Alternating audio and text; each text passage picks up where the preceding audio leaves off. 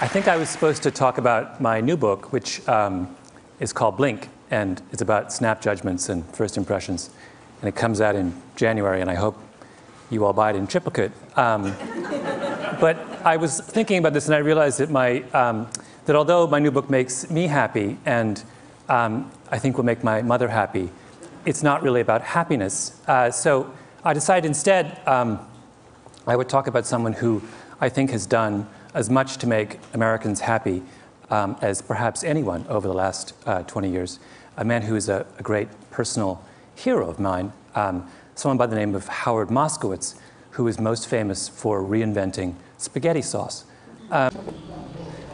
他用了一个字叫做 reinventing spaghetti sauce， 意思就是说这个 Howard 重新定义了这个意大利面酱。那意大利面酱就意大利面酱，有什么好重新定义，而且被他拿来当成这个这么伟大的事情来说呢？我们慢慢听。Howard's about this high, and he's round, and he's in his 60s, and he has big, huge glasses and thinning gray hair, and he has a kind of wonderful exuberance and vitality, and he has a parrot, and he loves the opera, and he's a great aficionado of medieval history. And he, by profession, he's a psychophysicist. Now, I should tell you that I have no idea what psychophysics is, although at some point in my life, I dated a girl for 2 years who was getting her doctorate in psychophysics, which should tell you something about that relationship. But Howard, as far as I know, psychophysics is about measuring things.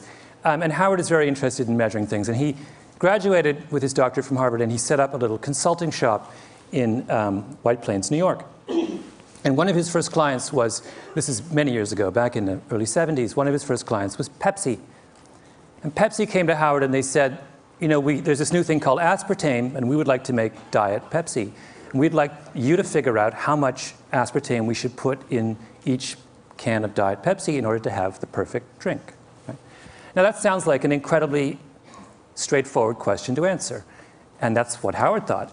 Because Pepsi told him, look, we're working with a band between 8 and 12%. Anything below 8% sweetness is not sweet enough. Anything above 12% sweetness is too sweet. We want to know what's the sweet spot between 8 and 12. Now, if I gave you this problem to do, you would all say, it's very simple. What we do is we make up a big experimental batch of Pepsi at every degree of sweetness, 8%, 8.1, 8.2, 8.3, all the way up to 12. And we try this out with thousands of people. 我们在这里停下来问各位同学，他把8.1、8.2、8.3一路做到12的甜度，拿去给几千个人试，那您觉得他得出来的曲线长什么样子？我觉得都一样。一样。对。一样。就是8.1。对，都一样高。就是一样高，是的。你觉得是这样上来，然后突然掉下来，突然有一种甜度，就大家就不想喝了。那个差距太小。所以你觉得会是？感受不出来。会越喝越甜。越什么？他们会觉得越喝越甜，到最后他们喝不出来，说就是之间的差。你觉得喝不出来？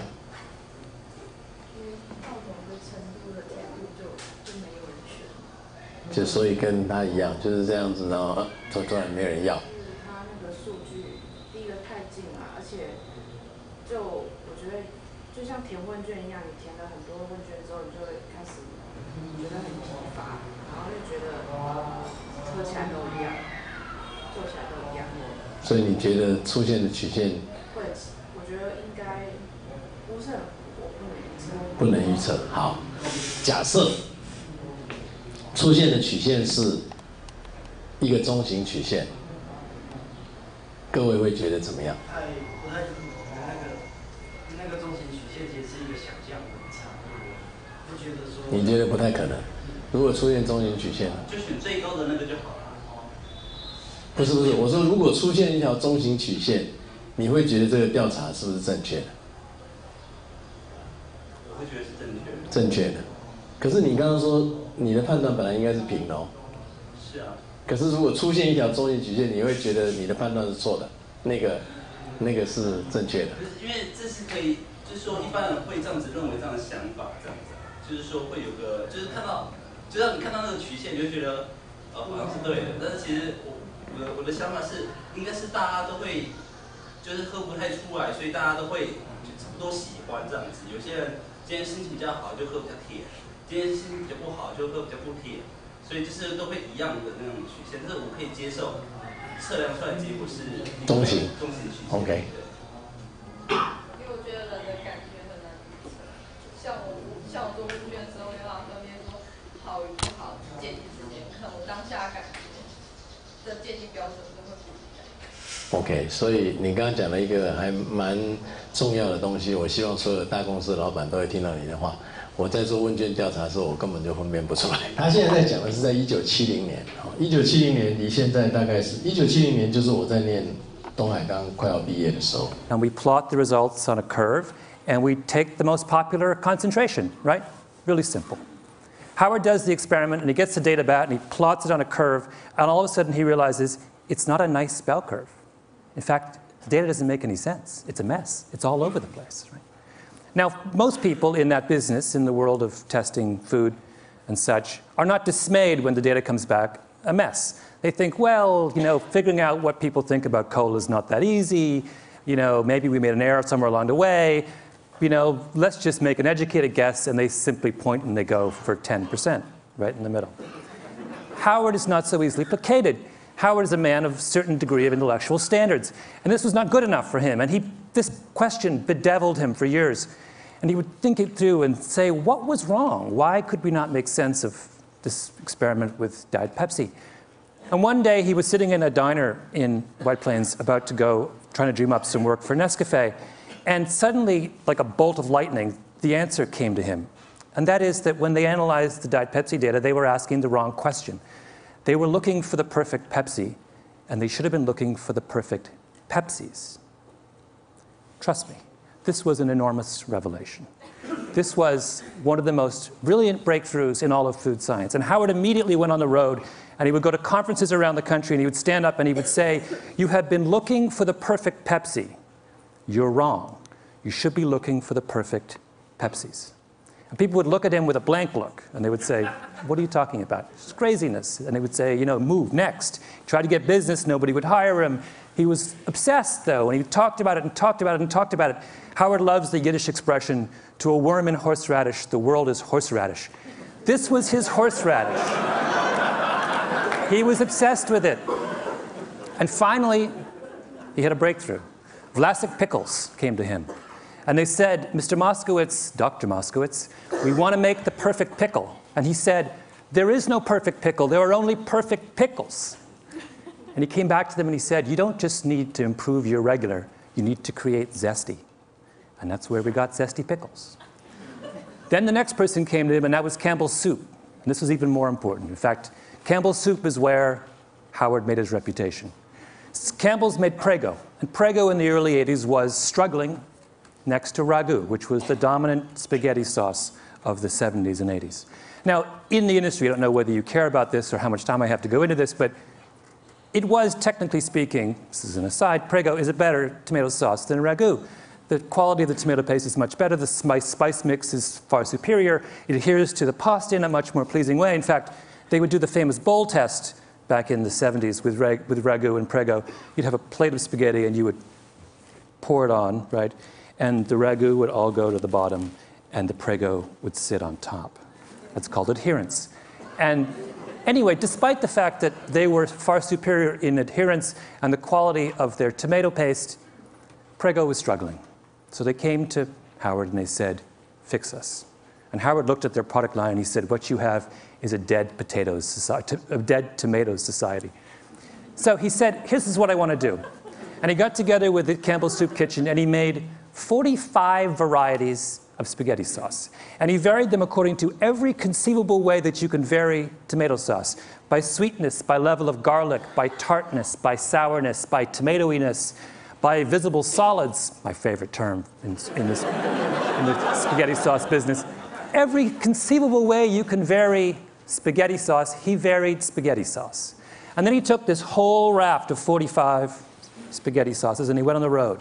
He went to New York, he went to Chicago, he went to Jacksonville, he went to Los Angeles. And he brought in people by the truckload into big halls. And he sat them down for 2 hours, and he gave them, over the course of that 2 hours, 10 bowls. 10 small bowls of pasta with a different spaghetti sauce on each one. And after they ate each bowl, they had to rate from 0 to 100 how good they thought the spaghetti sauce was. And at the end of that process, after doing it for months and months, he had a mountain of data about how the American people feel about spaghetti sauce. And then he analyzed the data. Now, did he look for the most popular brand variety of spaghetti sauce? No. Howard doesn't believe that there is such a thing. Instead, he looked at the data and he said, let's see if we can group all these different data points into clusters. Let's see if they congregate around certain ideas.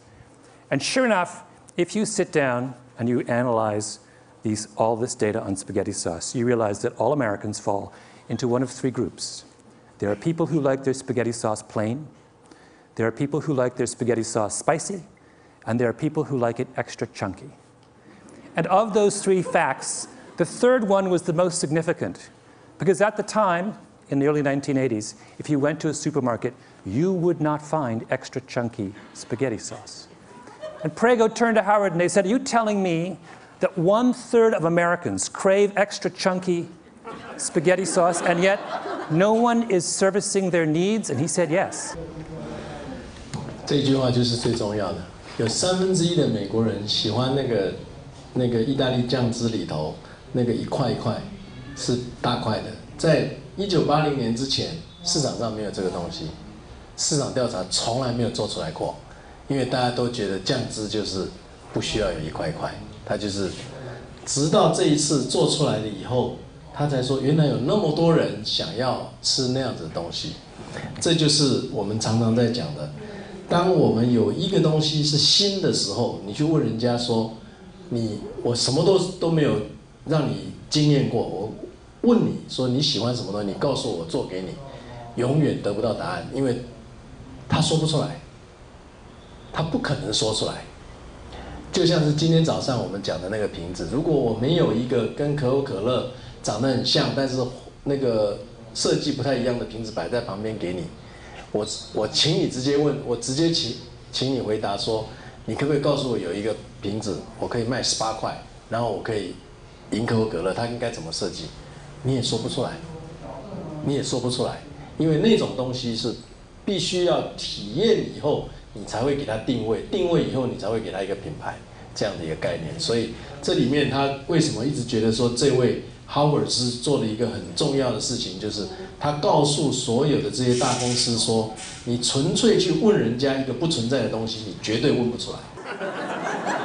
And Prego then went back and completely reformulated their spaghetti sauce and came out with a line of extra chunky that immediately and completely took over the spaghetti sauce business in this country.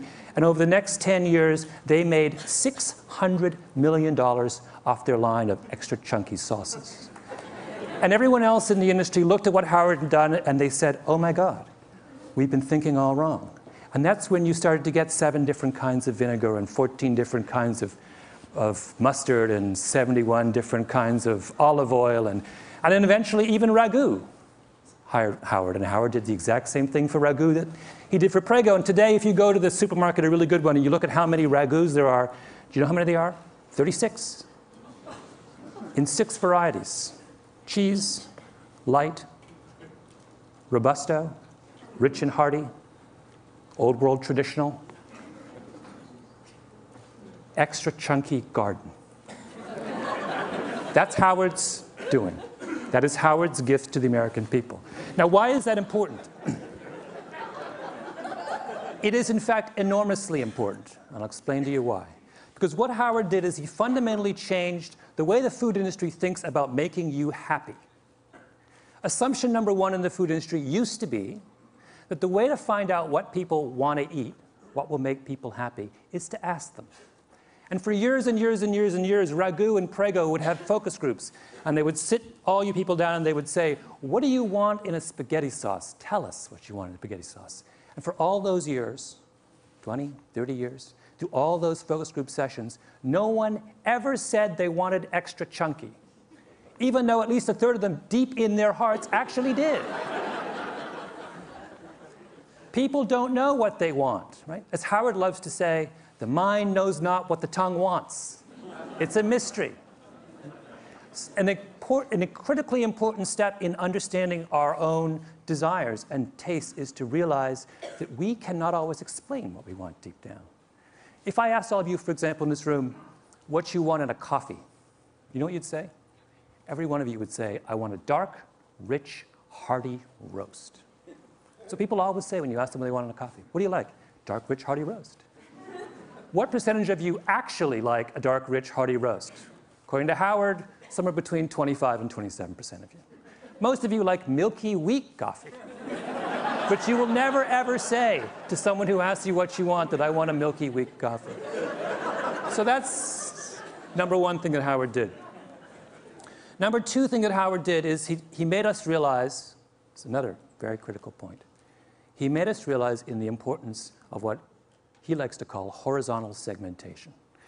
Why is this critical? It's critical because this is the way the food industry thought before Howard, right? What were they obsessed with in the early 80s? They were obsessed with mustard. In particular, they were obsessed with the story of Grey Poupon, right? Used to be, there were two mustards, French's and Golden's. What were they? Yellow mustard. What's in yellow mustard? Yellow mustard seeds, turmeric, and paprika. That was mustard. Grey Poupon came along with a Dijon, right? Much more volatile brown mustard seed, some white wine, a nose hit, much more delicate aromatics. And what did they do? They put it in a little tiny glass jar with a wonderful enameled label on it. Made it look French, even though it's made in Oxnard, California. And instead of charging $1.50 for the 8-ounce can, the 8-ounce bottle, the way that French's and Golden's did, they decided to charge $4.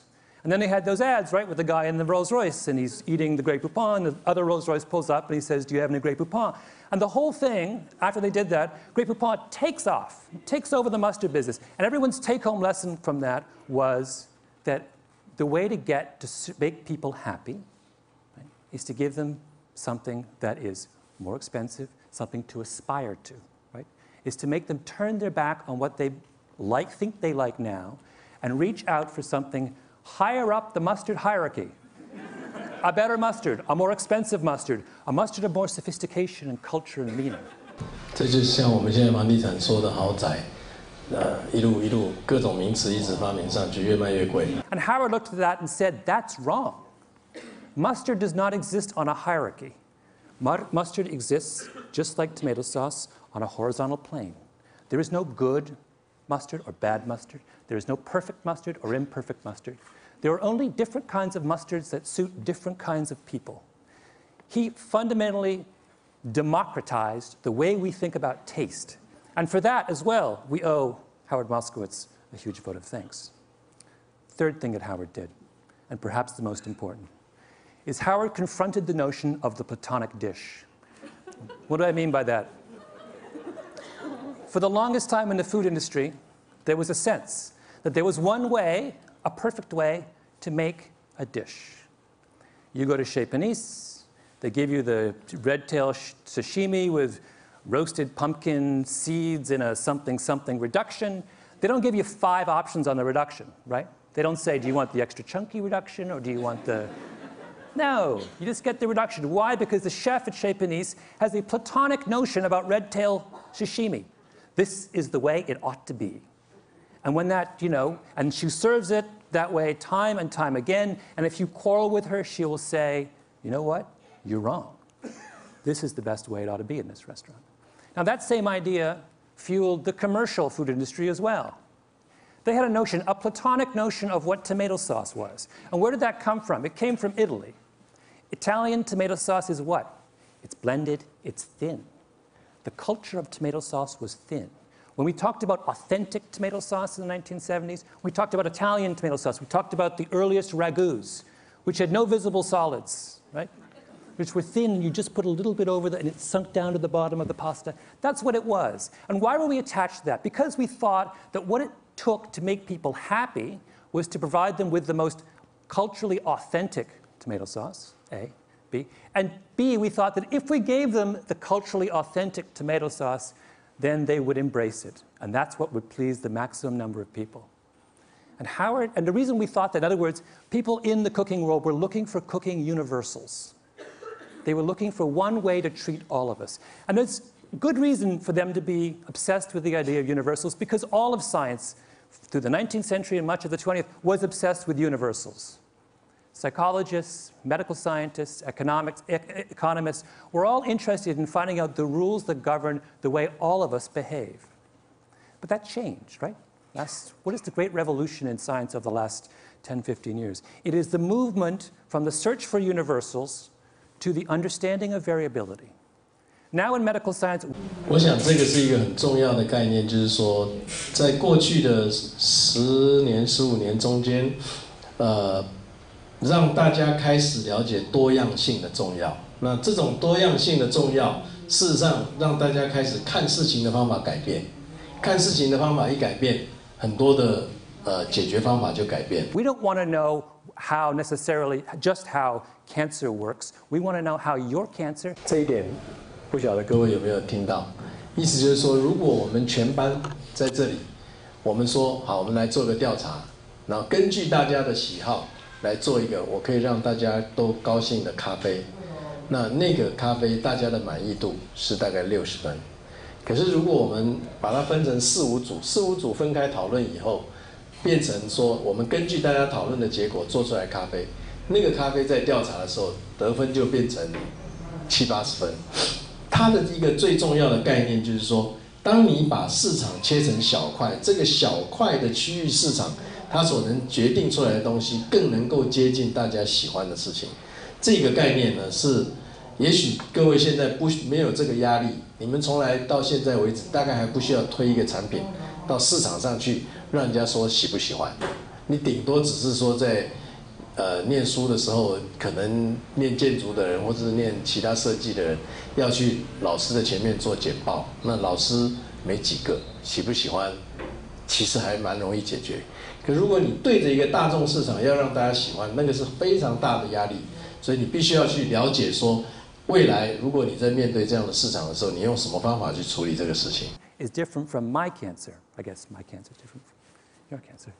We're interested in genetics has opened the door to the study of human variability. What Howard Moskowitz was doing was saying this same revolution needs to happen in the world of tomato sauce, and for that we owe him a great vote of thanks. I'll give you one last illustration of variability, and that is, I'm sorry. Howard not only believed that, but he took it a second step, which was to say that when we pursue universal principles in food, we aren't just making an error, we are actually doing ourselves a massive disservice. And the example he used was coffee. And coffee is something he did a lot of work with Nescafé. If I were to ask all of you to try and come up with a brand of coffee, a type of coffee, a brew, that made all of you happy, and then I asked you to rate that coffee, the average score in this room for coffee would be about 60 on a scale of 0 to 100.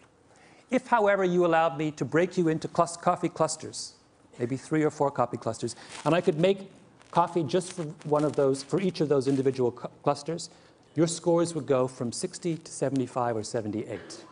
The difference between coffee at 60 and coffee at 78 is a difference between coffee that makes you wince and coffee that makes you deliriously happy.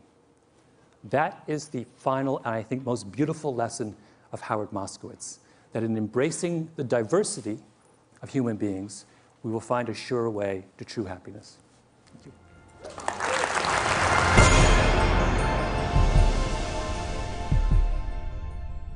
Gladwell 他说的这一段演说，我觉得我们大概应该有几个想法，大家都得到了。有没有一种最佳的设计？显然是照他的说法是没有，但是请大家思考一下，有没有一种最佳设计的方法？当我们一直在思考我们要做一个设计的时候，我们通常都是在想说这个方法是不是最好，而不是针对的一个对象说我们要设计一个东西给他。那当我们在设计一个对象给他的时候，我们怎么样子做到一种好的东西？尤其是对于建筑系或者是其他的，不管是你是设计景观还是其他的，你怎么样子想说，如果那个人喜欢的东西是很没有品味的，我怎么办？所以我想等一下我们来讨论一下这个问题。那有没有一种万用的法则，或者是一种设计的方法，它可以变成我只要懂得这个方法，我所有的东西都可以套用这个方法来用哦，所谓的一理通万里彻。那么这样子的一种事情到底有没有？我们来开始讨论一下这个事情。如果你为一个住宅设计它的一个很大的庭园，那么你的客人跟你的想法不一样，他的 taste 跟你不一样，他不喜欢你喜欢的东西。根据刚刚我们在问的咖啡我们比较不会有这种这么难过，对不对？咖啡你喜欢，或者是你喜欢吃辣的，你喜欢吃不辣的，那个都很容易解决嘛。可是到了景观，到了建筑，大家就开始觉得有一点点人格上的挑战。你觉得怎么面对这种问题？你刚好是一个喜欢喝浓咖啡的，你的客人刚好是喜欢喝淡咖啡的，然后你要怎么处理这种事？我应该会去问他说，为什么你喜欢这个模式？就是比如说咖啡好了，为什么你喜欢喝淡咖啡？然后你告诉我说，为什么淡咖啡让你觉得比较开心？然后从里面去想一个从里面就是去分析里面的到底有哪些原因，让我的客户觉得这样的方式比较好。然后这样子去做协调，这样子。OK， 我其实我最想问的事情是说，你根本就觉得淡咖啡难喝嘛，对不对？然后呢，你喜欢喝浓咖啡，可是他觉得淡咖啡好喝，那你既然觉得那个淡咖啡不好喝，所以你理论上你也不止不喜欢做，你可能也做不出来，对不对？因为你根本觉得这是一个难吃的味道，我怎么把它做出来？我们在做设计的时候，觉得这简直难看死了，我怎么把它设计出来嘞？所以我在问的一个问题是说，当我们谈咖啡要喝浓喝淡，意大利面酱要吃辣不吃辣，都很好解决。川菜还是上海菜随便，对不对？可是如果跑到这种我们现在在处理的这种物理环境，你要去面对一个，或者是我要去面对一个，他要求我做设计的东西，我简直觉得难看死了，这是什么东西啊？那怎么办？你一定有觉得很难看的东西，不然你会喜欢全世界所有的东西。所以你一定觉得有些东西是叫做 good taste， 有些东西叫做 lousy taste， 那怎么办？那没办法，就接受。接受。就是有人喜欢那种东西，他就是觉得好看啊。所以你就替他炒难吃的饭给他吃就对了，因为他觉得很好吃。对啊，也没办法。OK， 所谓平衡点就是，也不是你喜欢喝的咖啡，也不是他喜欢喝的咖啡，你们两个人同时讨厌，得到那个结果，就是圆满的结果，显然不是哦。那怎么办呢？很难哦。其实这个问题，不要觉得它是没有意义的，它是一个非常有意义的问题。来。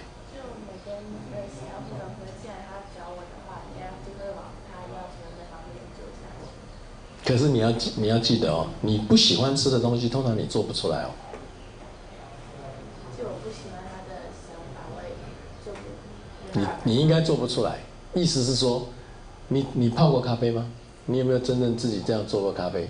烧的咖啡 ，OK。那你做过什么？炒过饭吗？你如果炒过饭，你觉得你炒了一种很好吃的饭。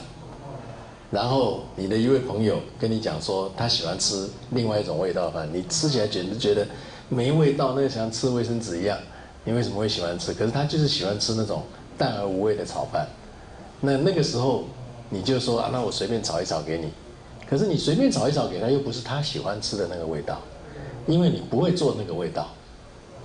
现在我在讲的意思就是说，当牵涉到 taste， 他今天在讲的都是 taste。taste 事实上就是右脑，那个是感性，那没有理性，不知道加什么东西都不知道。那就是你感觉起来说这个是对的，好就给你，但是你没有办法做那个，因为你做不出来那个东西。但是它跟你的 taste 不一样。那你作为一个 professional service 的人，你一定会碰到这个问题，一定碰到，没有那个碰不到的。可能就是看去了解他为什么喜欢那种，然后如果是还不行，可能算了，不替他做，不卖他的意思了。意思就是说，他如果一定喜欢吃辣的，可是你的菜馆根本没有做辣的，你就是说，那你去川菜馆是这个意思，是不是？没有最佳设计，可是有万用法则。基本。最基本的需求是大家都能有的一个法则。应该不会有最佳设计。OK， 那我刚刚在问你的问题说，你碰到一个 taste 跟你不一样的客户，你怎么办？对你已经了解很清楚了，他就是喜欢做，他喜欢吃你觉得很难吃的那种炒饭，你要做给他吗？你也做不出来，因为你觉得难吃，所以你做不出来。做不出来就给别人做吧。就给别人做。对，没办法。就没有办法，你啊？不会婉拒。婉拒。